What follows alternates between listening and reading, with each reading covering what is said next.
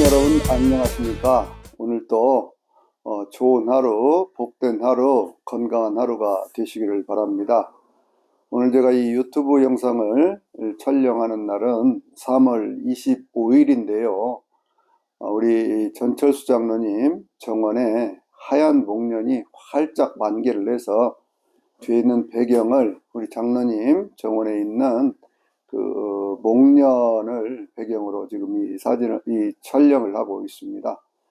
하나님께 주신 그런 은혜라고 하는 것이 이 철을 따라서 또 때를 따라서 이와 같은 자연의 아름다움을 우리에게 준다라고 하는 것을 새삼스럽게 느끼면서 이 영상을 촬영하고 있습니다. 오늘 이 말씀은 시편 73편에 있는 말씀을 통해서 성공이 형통인가 라는 그런 제목으로 제가 말씀을 드리려고 그러는데요. 그것은 뭐냐면 이 시편 73편에 있는 그 주제가 뭐냐면 악인의 형통함 때문에 시험에 들었던 아삽이라고 하는 그런 분이 지었던 그 시인데, 그 악인의 형통함을 보고도 그 시험을 넘어서는 그런 은혜는 과연 어디서부터 왔는가라고 하는 것들을 오늘 이 시편 73편에 있는 말씀들을 함께 묵상하면서 과연 인생에 있어서 우리가 성공이라고 하는 것, 부요라고 하는 것, 풍요로움이라고 하는 것만이 그것이 과연 인생의 성공이고 그것이 하나님의 축복인가 라고 하는 것에 대해서 함께 생각해 보면서 은혜를 나누려고 합니다. 인생을 살아가는 데 있어서요, 많은 경우에 우리가 들은 어떤 그런 시험이라고 하는 것이 뭐냐면 악인의 형통함을 보면서 믿는 사람들이 가지는 그런 마음의 고통과 어려움이라고 하는 것이 있지요. 근데 성경은요, 처음부터 인생을 살아가는 모든 사람들에게 있어서 다가오는 어떤 그런 시험, 고통, 환란이라고 하는 것은 인간이 가진 어떤 그런 비교의식이라든지 열등감 같은 것에서 찾아오는 바로 그것이 인생의 죄를 짓게 하고 또 인생의 어떤 탐욕을 일으키게 하고 또 인생 가운데 어떤 분노를 일으켜서 그렇게 해서 결국은 죄를 짓고 죽음에 이르게 한다라고 하는 것을 처음부터 전제하고 있는 거거든요.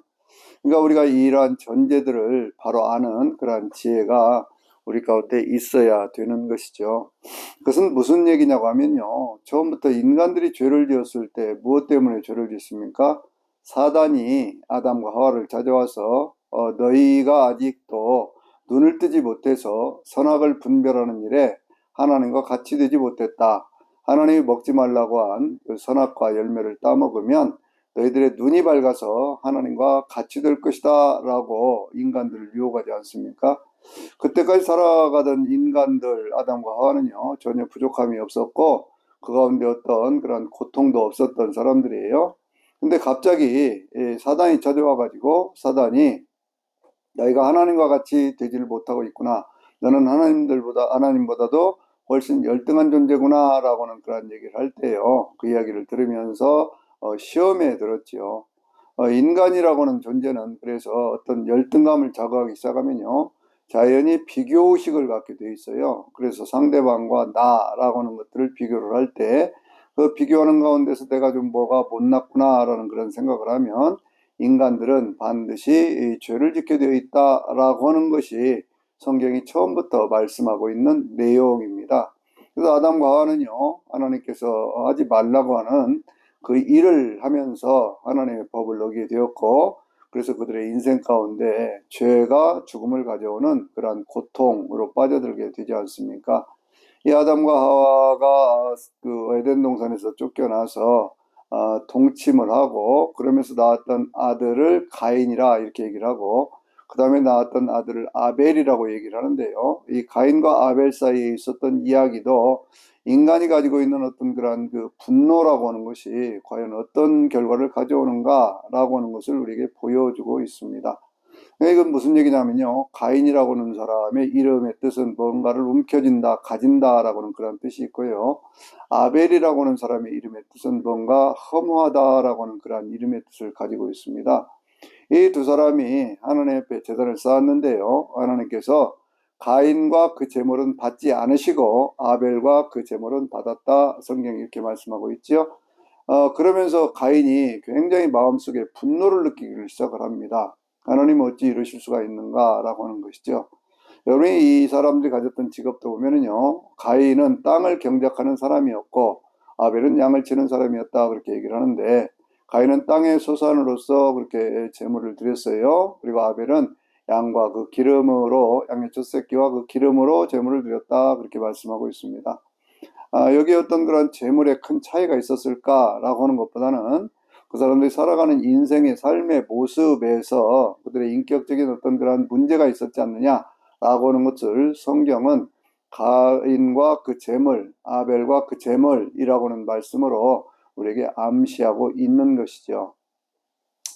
가인은 땅을 경작하는 사람이었기 때문에 하나님께서 땅을 정복하고 다스리라 라고 하는 그런 말씀처럼 엄청난 불을 쌓아갔던 사람일 것 같아요. 그러나 아벨은 푸른 초장이라든지 실만한 물가라든지 이런 것으로 양떼를 몰고 다녀야 되기 때문에 그 사람의 삶은 가인에 비해서는 훨씬 더 부족한 삶이었다 이렇게 볼 수 있거든요.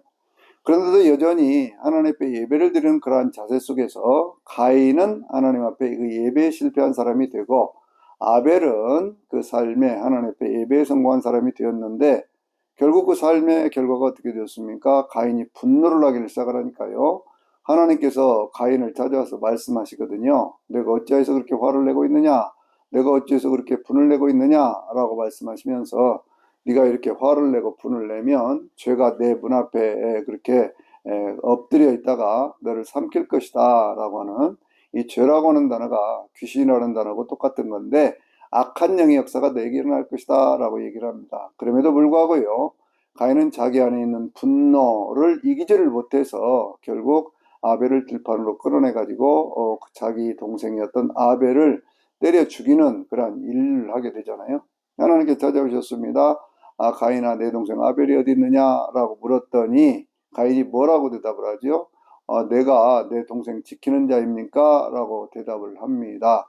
그러니까 이러한 속에서요, 이루어졌던 어떤 살인사건에 대해서 가인은 전혀 회개하지 않고요, 자기의 가졌던 그 엄청난 그 분노가 사람을 죽이는 일까지를 했음에도 불구하고 전혀 회개하지 않고 뻔뻔하게 변명하는 그런 모습을 보여줘요.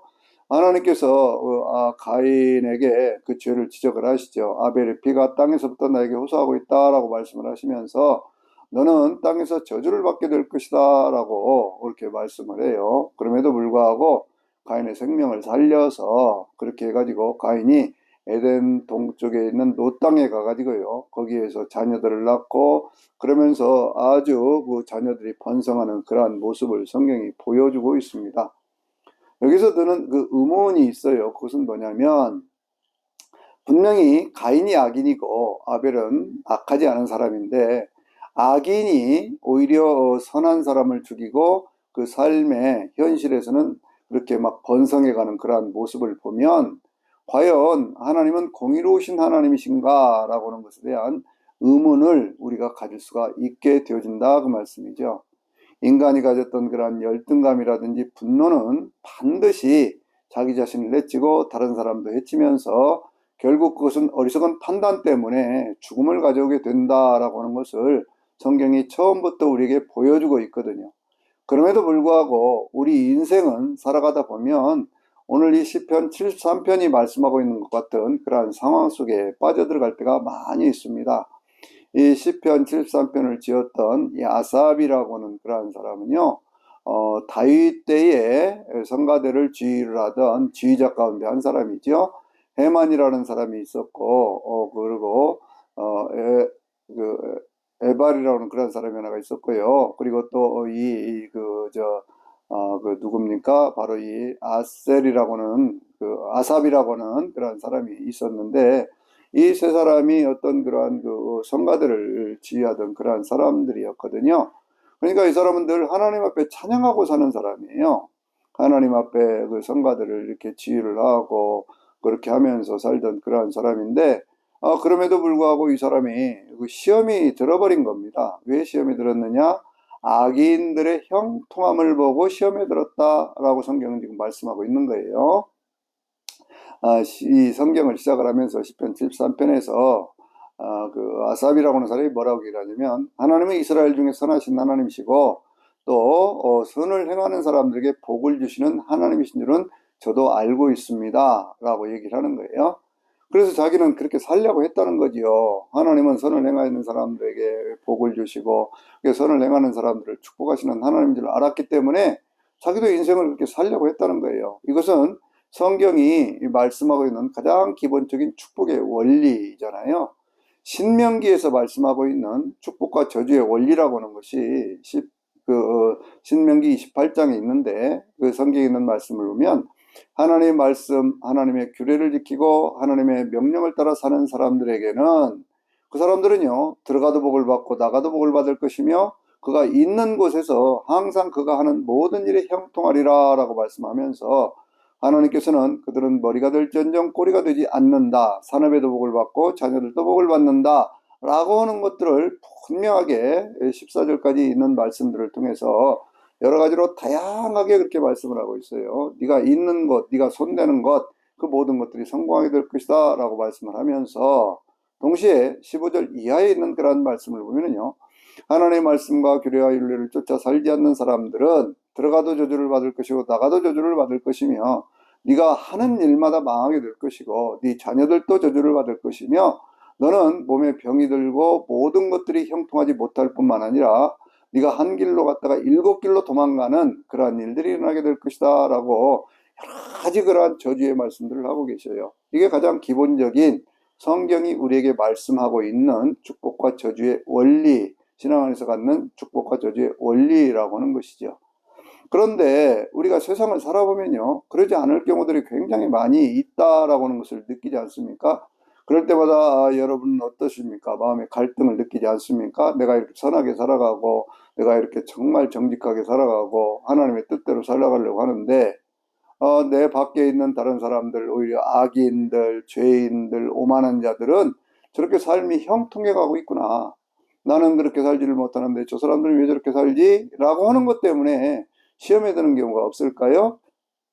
그러니까 성경이 기본적으로 말씀하고 있는 신명기적인 어떤 그런 원리라고 하는 것이 삶의 어떤 그런 일상적인 상황 속에서 그것이 그대로 말씀대로 적용되지 않는 그러한 상황들도 우리는 많이 보게 된다라고 하는 것이죠. 시편 73편에서 이 아삽이 하는 그러한 얘기가 바로 그겁니다. 자기가 악한 사람들, 못된 사람들이 형통하는 것을 보고 질투하면서 시기하면서 그러면서 시험에 들었다고 얘기해요. 질투했다고 하는 그런 말은요, 시기한다 혹은 부러워한다 그런 뜻도 있어요. 그러니까 악한 사람들이 막 잘 나가는 거예요. 그 사람들은 얼마큼 잘 나가느냐 그랬더니 죽을 때에도 고통 없이 죽더라 그렇게 얘기를 하거든요. 악을 행했으면 죽을 때 고통을 당해야 마땅한 것 아닙니까? 근데 고통을 당하지를 않아요. 그런 거 하면 어떻게 합니까? 그들은 몸도 건강하다는 거예요. 몸이 아주 그냥 건강합니다. 보통 건강한 게 아니에요. 그렇게 건강할 뿐만 아니라 그들은 날마다 어떤 돈을 버는데요, 자기 마음의 소원보다 지나치게 더 돈을 많이 번다 그렇게 얘기를 합니다. 성경은 뭐라고 말씀하냐면요, 그들은 그 재산이 저절로 막 늘어날 정도로 그렇게 돈을 벌더라고요. 한 100만 원만 벌면 좋겠다 그러는데 한 1억을 벌어버리는 그러한 상황들이 생기고 있더라 그런 얘기죠. 그러니까 이 사람들은요, 어떤 몸도 건강하지 돈도 잘 벌지 뭐 그러다 보니까 그들 가운데는요 어떤 그 고통도 없고 재난도 없다 그렇게 얘기를 합니다. 살아가는데 삶에 고통이 없다고 하는 거 얼마나 좋은 일이겠습니까? 인간이 어떤 종교를 택하고 살아가려고 하는 이유 가운데 하나가 인생에 찾아오는 그런 고통에서부터 벗어나려고 하는 거 아니겠어요? 그것을 구원 그렇게 얘기를 하잖아요. 근데 악인들은 그렇다는 거예요. 고통도 없고 재난도 없다 그렇게 얘기를 하고 있거든요. 고통도 없고 재난도 없고 재산은 늘어나고 몸은 건강하고 그리고 그 사람들은 막 살이 쪄가지고요 눈이 막 튀어나올 정도로 그렇다는 거예요. 그러니까 이런 걸 보면서 악인인데 그 사람 분명히 사악한 사람인데 하나님을 떠난 사람인데 그렇게 되는 것을 보면 시험에 안 들 사람이 누가 있겠습니까? 그보다 더한 것들이 뭐냐면 그들은 아주 오만하다는 거예요. 그들은 아주 교만하다는 겁니다. 그래서 말만 하면 아주 교만한 말을 하고요. 그러면서 목이 뻣뻣하고요. 그러면서 다른 사람들을 능욕한다고 얘기를 하고 있어요. 욕을 보이는 거예요. 막 다른 사람들한테 자기가 어떤 그런 폭력을 행사하면서 그러면서 막 욕을 보이고요. 뭐 그러는 거예요. 그러니까 이게 도대체가 저 사람은 저렇게 살아가는데 온갖 못된 짓 골라가면서 다 해도 저렇게 살아가는데 나는 하나님 앞에서 올바르게 정직하게 성실하게 그렇게 살아가는데 나는 늘 하나님을 찬양하며 살아가는데 나는 왜 이렇게 살아야 하는가 라는 생각을 안 할래 안 할 수가 없는 것이죠. 그래서 더 얘기를 합니다. 그들의 입은 하늘에 있고 그들의 일은 온 땅을 다닌다 그렇게 얘기를 하고 있어요. 그게 무슨 얘기일까요? 하늘에 하나님을 대적하는 겁니다. 그리고 이제 온 땅에서 내가 말하는 대로 다 되지 않느냐, 내 말 따라서 해라 하는 식으로 얘기를 하는 거예요. 그러니까 이 주변에 있는 그런 사람들이 어떻게 하냐면 저 사람 같이 살아보면 안 될까 하는 그것 때문에 시험에 들기도 하고, 세상에 있는 사람들은 그 막 더운 날 그 뜨거울 때 시원한 물을 들이키는 것처럼 그들이 하는 말을 싹 들이킨다는 거예요. 그걸 다 받아들인다는 거예요. 왜? 그것이 세상 가운데 성공하는 비결이다 이렇게 보고 있다는 것이죠. 그러니까 이 아삽이라고는 그러한 분이 늘 하나님을 찬양하는 사람이지만 마음에 시험이 들어버린 거예요. 이거 내가 이렇게 살아도 되나? 나는 이렇게 살아서 내가 무슨 유익이 있지? 라고 생각을 하면서 마음에 큰 고통을 느끼기를 시작을 합니다. 마음속에 큰 고통을 느끼고 그러면서 정말 내가 이렇게 사는 거, 내 손을 깨끗하게 하고 하나님 앞에 정직하게 살고 그렇게 살아가는 것이 도대체 내 인생에 무슨 유익이 있나? 라고는 그런 생각을 하게 된다는 것이죠. 여러분 그러지 않을까요? 저나 여러분 그러지 않습니까? 물론 여러분들 가운데는 정말 신앙이 좋아갖고 믿음이 좋아가지고 그 모든 것들을 잘 이겨나가는 그런 분들도 있겠지만은요, 대개의 사람들은 악한 자들이 막 번성하고 번창하고 잘 나가고 하는 것들을 보면서 그 속에서 시험에 들지 않을 그런 사람들, 그것이 얼마나 되겠습니까? 그래서 이분이 그렇게 얘기를 하는 거예요. 내가 만약에 이렇게 해가지고 이렇게 시험에 들었다가 그 시험에서 벗어나지 못하고 그렇게 된다고 하면 내가 하나님의 백성들의 그 세대에 큰 죄를 지었을 것이다 라고까지 얘기를 해요. 아이고 이렇게 살면 뭐해, 신앙 포기하고 그냥 세상에 맞춰서 살지, 그렇게 살면 되는 것이지 뭐 굳이 이렇게 살아야 돼? 라고는 생각을 하면서 그렇게 갔다 하면 자기는 큰 죄악 속에 빠졌을 것입니다 라고 얘기를 하는 거예요. 그래서 마음의 고통을 느끼고 마음의 어떤 그런 아픔을 느끼고 막 그렇게 하면서요, 이분이 성소에 들어갔을 때 자기는 악인들의 마지막을 깨달았다 그렇게 얘기를 합니다. 마지막 운명을 깨달았다. 그래서 영어 성경을 보면요, 파이널 데스티니, 마지막 운명이라고 이렇게 그걸 얘기하고 있거든요. 그러니까 이 성소에 들어가서 하나님을 찬양하는 중에, 근데 성소에 들어갔다고는 말은, 이 말씀은요, 그때 이제 다윗 시대에는 뭡니까? 성전이 없었지요. 하나님의 언약궤를 다윗이 예루살렘 성으로 모셔들어서 그렇게 해가지고는 이제 성전을 지을 준비를 했지만 하나님께서 그 성전을 짓는 그것을 허락해 주지 않았잖아요. 그래서 이제 하나님께서 헤만이라든지 에반이라든지 혹은 이 아삽이라든지 이러한 분들을 통해서 하나님을 늘 찬양하는 그러한 의식들을 하면서 그렇게 했던 그러한 시절이거든요. 그러니까 이 하나님의 성소에 들어갔다고 하는 것은 하나님을 찬양하는 중에 그런 뜻도 같은 거예요. 하나님 앞에서 기도하는 중에 그런 것도 같은 겁니다. 그것은 다른 말로 얘기를 하면 우리 마음의 가장 지성소에서 하나님을 찬양하는, 내가 영적인 찬양을 하고 영적인 기도를 할 때에 그런 얘기예요. 그러다 보니 그 속에서 깨달아지는 것이 있더라는 거죠. 그것은 뭐냐면 악한 자들을 하나님은 어떻게 처리를 하시는가 그거예요. 그들을 하나님께서 아주 미끄러운 곳에 두셔서 그들이 순식간에 파멸을 하는데, 어느 정도로 파멸을 하느냐 그랬더니 순식간에 마치 소돔과 고모라 성에 불이 쏟아지면서 하루 사이에 망해버리는 것처럼, 그렇게 불타버리는 것처럼 하나님께서 순식간에 그들을 전멸시키셨습니다 라고 이렇게 얘기를 하는 거예요. 그러니까요, 악이라고 하는 것이 한참 성하고 악인들이 모든 것이 번성하고 번창하는 것 같지만, 그러나 그 마지막에 있어서는 그 모든 것들을 전멸시키시는 것이 하나님이시다 라고 하는 그것을 말씀하고 있는 겁니다. 그러니까 성경적인 어떤 형통함이라고 하는 것에 대해서 우리가 이 두 가지로 생각해 볼 수 있는 것은 뭐냐면, 하나는 하나님을 믿는 사람들의 형통함이 있어요. 그런가 하면 하나님을 믿지 않는 사람들의 형통함도 있습니다. 하나님을 믿는 사람들의 형통함이라고 하는 것은 시편 1편에 있는 말씀에 복 있는 사람은 시냇물가에 심은 나무와 같이 그 시절을 듣자 열매를 맺으며 그 잎사귀가 마르지 아니한 같으니 그 행사가 다 형통하리로다. 이 형통, 프로스페리티라고는 그 단어하고요, 악인들의 형통이라고는 그 단어는 같은 단어거든요. 그러면 의인의 형통과 악인의 형통이 같은 것이냐 그 말이에요. 그렇지 않다고 하는 것을 우리는 어디서 발견을 하냐면 시편 23편에 있는 말씀 보면 여호와는 나의 목자시니 내게 부족함이 없으리로다 라고 얘기를 하면서도 내가 비록 사망의 음침한 골짜기를 다닐지라도 해를 두려워하지 않는 것은 주께서 나와 함께 하심이라 라고 말씀하고 있잖아요. 그러니까 이것은 뭐냐면 우리 인생이라고 하는 것이 살아가다 보면 어떤 때는 그 사망의 음침한 골짜기와 같은 곳, 어둠이 깊이 쌓여 있는 곳, 그런 곳으로 지나갈 때도 있다는 거지요. 그런데 그때도 하나님은 어떻게 하시느냐? 나와 함께 하신다. 그러니까 믿는 자의 형통이라는 것은 뭐냐면 이 생에서도 어떤 상황, 어떤 순간에도 하나님은 나와 동행하신다. 예수 그리스도 안에서 성령님과 함께 동행하는 것, 바로 그것을 복 있는 사람의 형통, 그렇게 얘기를 하는 거예요.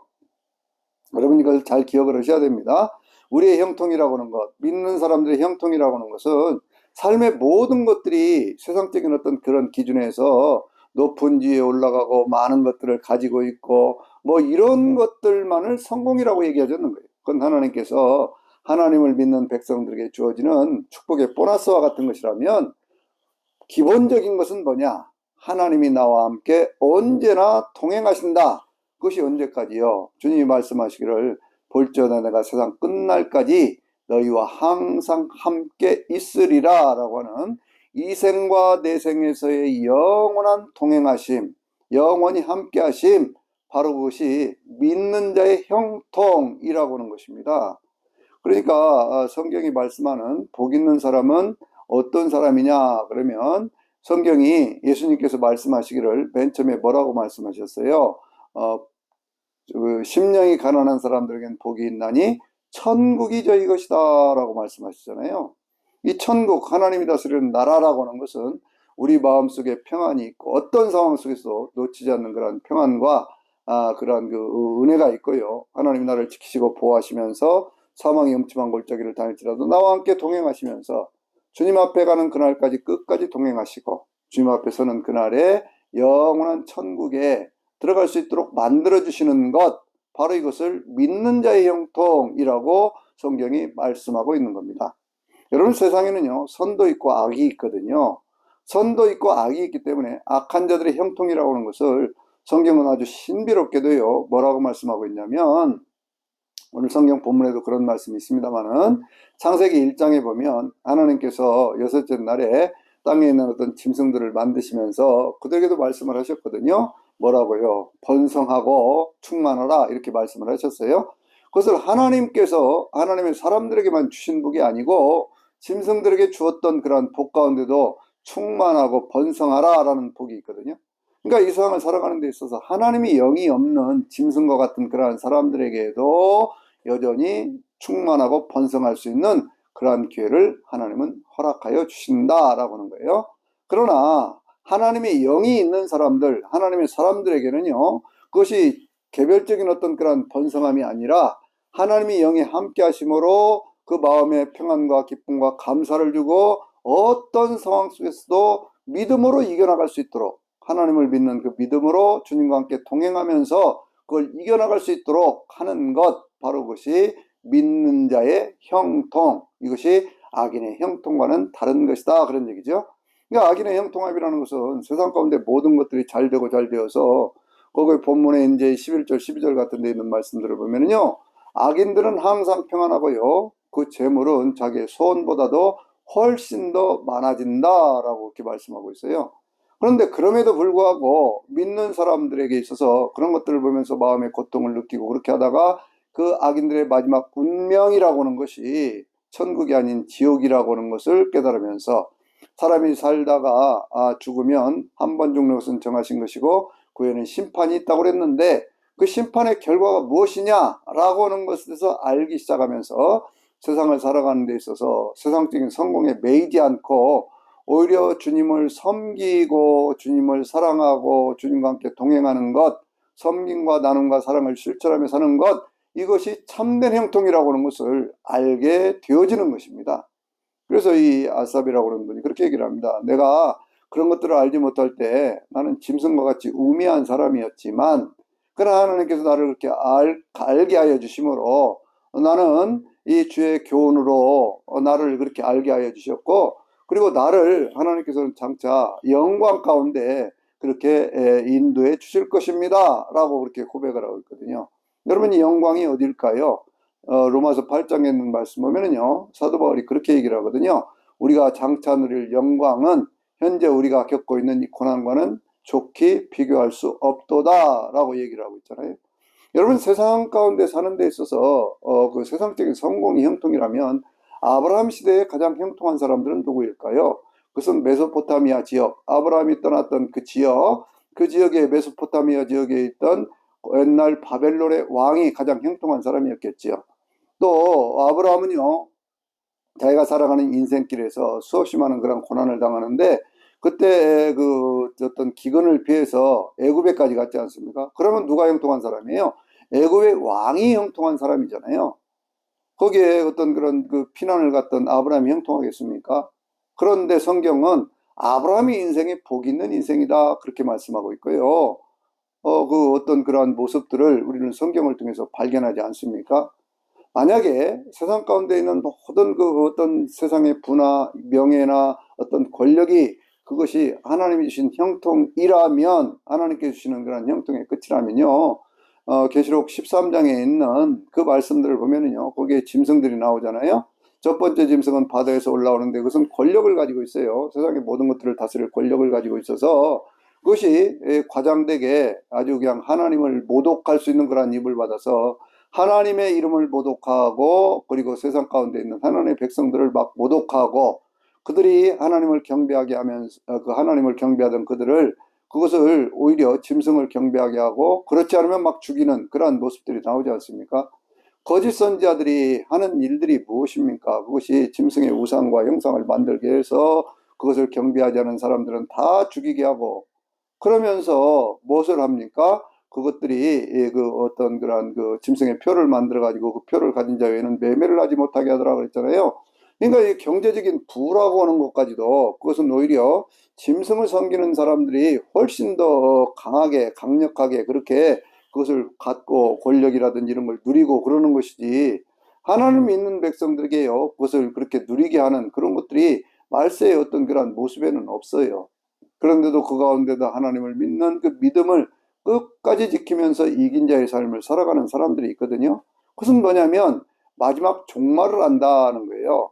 그래서 성경이 가장 강조하고 있는 것이 무엇입니까? 이기는 자가 되라 그 얘기죠. 뭘로요? 믿음으로 세상을 이기는 자들이 되라 그렇게 말씀하고 있는 겁니다. 그러니까 우리가 이 신앙 안에서 가지고 있는 형통함의 기준이 분명해야 된다는 거예요. 그것은 뭐냐면 세상 가운데 살면서도 건강하고 행복하고 하나님의 축복 가운데 그렇게 사는 것 당연한 일입니다. 그렇게 되기를 바랍니다. 그러나 혹 때로 그러지 않은 일들이 우리 가운데 생겨나고, 우리 주변에 있는 많은 사람들이 오히려 악한 자들, 사악한 자들, 교만한 자들, 오만한 자들이 더 번성하고 번창하는 모습을 본다고 하더라도 그것 때문에 시험 들 일은 없어야 된다 그 말씀이에요. 나는 내 믿음 지키며 사는 겁니다. 꾸준하게 사망의 음침한 골짜기를 다닐지라도 주님과 함께 걸어가는 그 삶을 살아가는 것, 그것이 하나님이 우리 신앙 안에서 주시는 참다운 형통이라고 하는 거예요. 그래서 이제 이렇게 얘기를 하거든요.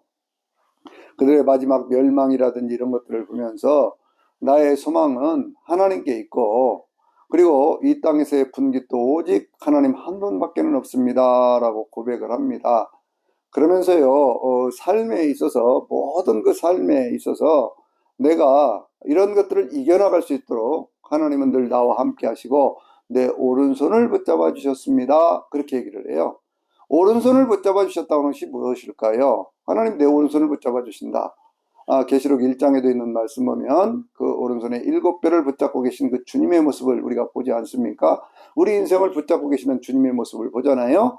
그런 것처럼 오른손을 붙잡아 주셨다라고 하는 말은 나에게 세상을 이길 힘과 능력을 주신다 라고 하는 것이죠. 누가요? 하나님 아버지께서. 왜 세상을 이길 힘과 능력을 주실까요? 그것은 세상이 기본적으로 사단이 역사하고 있는 이 세상이라고 하는 것이 악하기 때문에 그렇습니다. 사단이 예수님을 속이고 예수님을 이렇게 넘어뜨리게 하려고 할 때도요, 돌로 떡을 만들어 먹어라 그렇게 했잖아요. 먹을 문제를 갖고 얘기를 하잖아요. 성전 꼭대기에서 뛰어내려라 명예를 갖고 유혹을 하지 않습니까? 그러면서 세상의 모든 영광들을 보여주면서 나에게 경배하면 이 모든 것들을 너에게 주리라 라고 얘기를 하지 않습니까? 세상의 영광을 가지고 유혹을 하잖아요. 우리 인생 가운데도 찾아오는 유혹이라고 하는 것이 바로 이런 것들 아니겠습니까? 사단은 그렇게 할 수 있는 능력이 있는 존재예요. 오늘 우리가 세상 가운데 살면서 하나님의 이름을 빙자해서 하나님을 욕되게 하는 많은 거짓 선자들을 보지 않습니까? 많은 어떤 적그리스도적인 권력을 가진 자들을 보지 않습니까? 그럼에도 불구하고 우리 하나님을 참으로 믿는 사람들은 믿음으로 이 세상을 능히 이겨나갈 수 있어야 된다는 거예요. 그것이 하나님이 주시는 우리 인생 가운데 주는 최고의 형통함이라고 하는 것이거든요. 그래서 이렇게 고백을 합니다. 이제 마지막 절에 있는 말씀들을 보면은요, 세상에 있는 모든 악한 사람들은 완전히 멸망할 것이지만 나는 여호와를 가까이 하는 것, 하나님을 가까이 하는 것이 내게 복입니다 라고 고백을 하고 있어요. 여러분 어떤 상황에서도요, 하나님과 멀어지는 그러한 일은 없게 되시기를 바랍니다. 시험 들고 넘어지고 그렇게 하지 마시기를 바라요. 그럴수록이 더 가까이, 더 가까이, 더 가까이, 주님 앞에 더 가까이 그렇게 하나님을 찬양하고 기도하면서 하나님의 말씀에 인도하심을 받게 되시기를 바랍니다. 그러면서 이 아삽이라는 분이 맨 마지막 절에서 고백하는 내용은 그 늘 나는 주님이 나에게 베풀으시던 이 모든 은혜에 대해서 사람들에게 전파하며 살겠습니다 라고 하는 것이죠. 여러분 우리 주변에 많은 교회를 섬기는 주의종들의 모습을 봅니다. 그 주의종들 가운데서 어디 시골에 아주 한적한 곳에서 교인도 없는데 그곳에서 그 교인들을 위해서 헌신하고 봉사하는 그러한 분들도 있고요. 또 해외에 나가서 그 척박한 환경에서 그냥 그곳에 있는 사람들의 영혼을 위해서 자기의 삶의 모든 것들을 다 드리고 바치는 그러한 분들의 삶을 보게 됩니다. 왜 우리는 그분들의 삶이 고귀하다고 얘기를 할까요? 그분들의 삶이 세상 가운데서 명예를 가지고 있기 때문에 그럴까요? 아니면 권력이 있기 때문에 그럴까요? 아니면 돈이 많아서 그럴까요? 그 사람들은 전부가 다 주님이 함께 하시고 계시기 때문에 주님이 자기에게 맡겨준 그런 사명을 감당하기 위해서 자신의 전 삶을 드리고 그 마지막에는 하나님이 바울에게 허락하셨던 것 같은 의의 면류관이 기다리고 있다고 하는 것을 확실하게 믿고 헌신하고 봉사하며 섬김과 나눔과 사랑의 삶을 살고 있기 때문에 그런 것이지요. 사도 바울이 맨 마지막에 그런 말씀하지 않습니까? 내가 믿음을 지켰고 내가 달려갈 길을 다 달려왔으니 이제 주께서 내 앞에 의의 면류관을 준비하고 계시는데 나뿐만이 아니라 주의 나타나심을 바라시는 모든 이들에게도 그렇게 하여 주실 것입니다 라고 고백을 했습니다. 그러니까 이 성경적인 참된 형통이 무엇인가 라고 하는 것에 대해서요, 항상 저나 여러분은요 분명한 어떤 기준을 가지고 세상을 바라봐야 돼요. 세상은 악한 자들이 훨씬 더 잘 되는 세상이 라고 하는 것, 우리가 역사적인 경험이나 오늘 현실에서도 많이 겪고 있지 않습니까? 하나님을 믿지 않는데 하나님의 이름을 또 혹은 빙자해서 그래서 온갖 악한 일을 다 해도 배후에서 역사는 사단의 역사가 강력하기 때문에 세상 가운데 오히려 성공하는 그러한 모습들을 많이 보잖아요. 땅을 정복하고 땅을 다스리는 것은, 땅을 정복하고 땅에서 충만하는 것은, 그것은요 정복하고 충만한 것은 짐승에게도 허락한 것이라니까요. 그러나 하나님은 우리에게 그 땅을 정복하고 다스리라고 말씀하고 계세요. 다스리라고 말씀하고 계셔요. 그러니까 우리가 이 깊은 성경적인 진리를 바로 알아서 날마다 우리 안에 주신 그 믿음, 또 성령의 역사, 하나님의 은혜, 하나님의 축복, 하나님의 사랑으로 이 세상의 모든 것들을 정복하고 다스리면서, 그러면서 끝까지 천국만 바라보고 주님과 함께 동행하면서 승리할 수 있는 저나 여러분이 되시기를 주의 이름으로 축원합니다.